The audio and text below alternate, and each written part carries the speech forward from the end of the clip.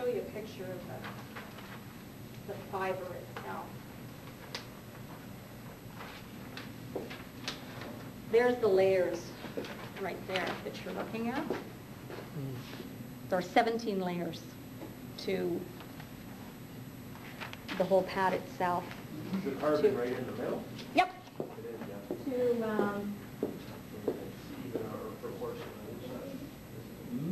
it changes all the way down. This is actually the bottom of it is silver cotton.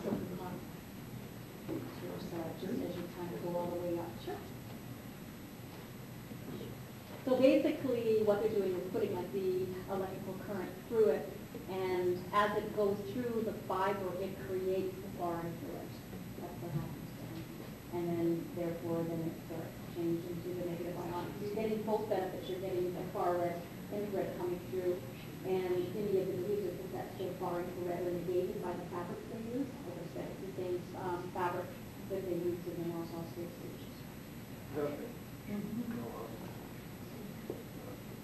Somebody's got a space station. Kind of cut them up, right? Roll them up in there too. Are there certain plants, or do all plants give up negative ion? I know wheatgrass, I heard. Yeah, for the most part, things that are natural to sort of of the earth give off a negative ion field, some higher than others too. You know, but the thing is, again, it's wonderful to have a lot of the negative ions around you, but it's a matter of keeping up the absorption rate. That's the big thing. And I mean, yes, drinking ionized water, there's benefits to that.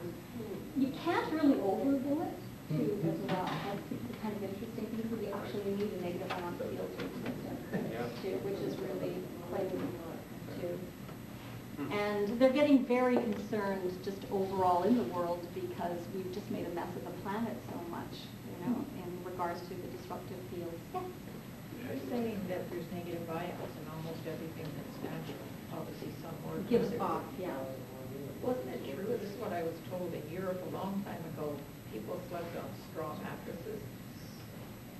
Well, they would be getting a negative ion field. Yes, they did. What the heck are we sleeping on? Metal and fiber field? Oh, yeah, absolutely. They said that the evidence is in that they've actually proven the effects of synthetic fibers and how damaging it is to us. We're blocking the negative ion field. The more we've separated ourselves from nature and that and relying on technology all over the place for everything, too, we have worsened our condition. Nice to hear, because it sure seems to be true. Mm-hmm. That's right.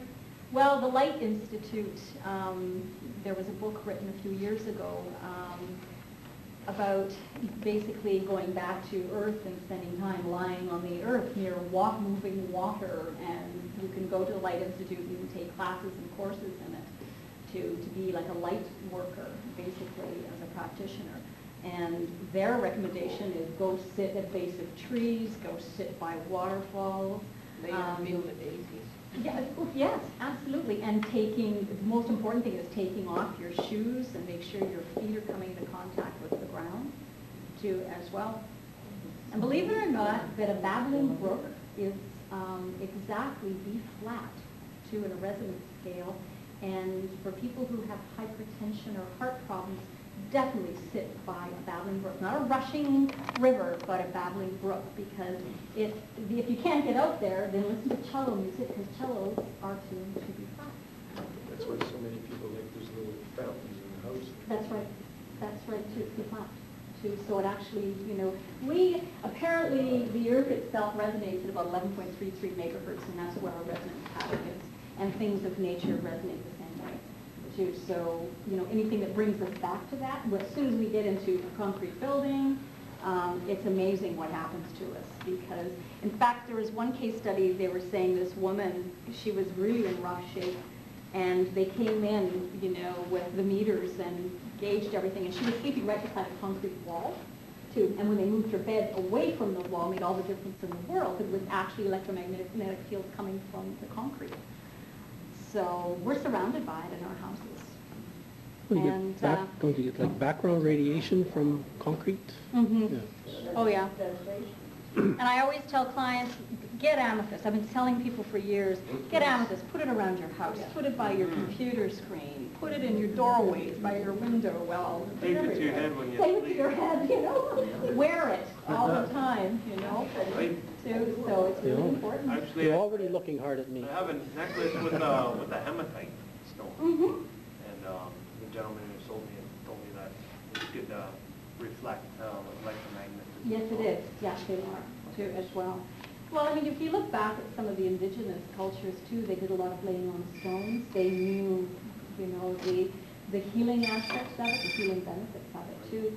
And it's interesting, the Japanese also felt that as well as, you know, knowing that the amethyst actually worked from the test studies they did, they also figured that when they put the far wave infrared lights through it, that it opened up an information capacity. So you're getting information that's stored in the amethyst that's like 100 million years old, too. So anything in malachite that does anything for health reasons?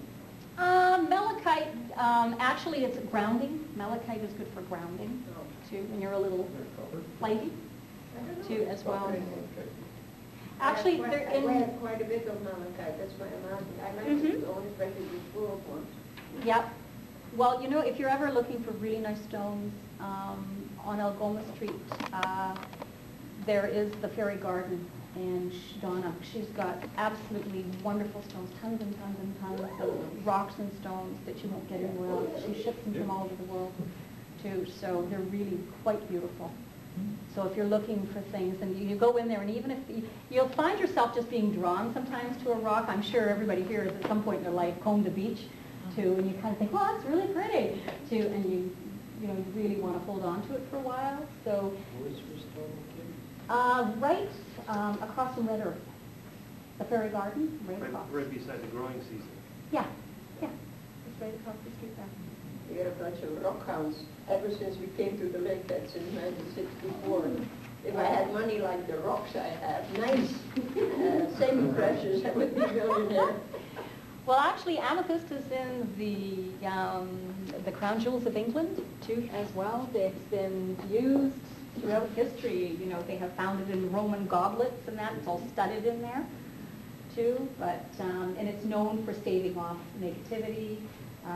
I always tell people that are in workplaces, you know, get a chunk of amethyst and park it on your desk. You know, if there's somebody that's irritable you don't really like near you, too. So. Pick up the rock and look at it when they enter.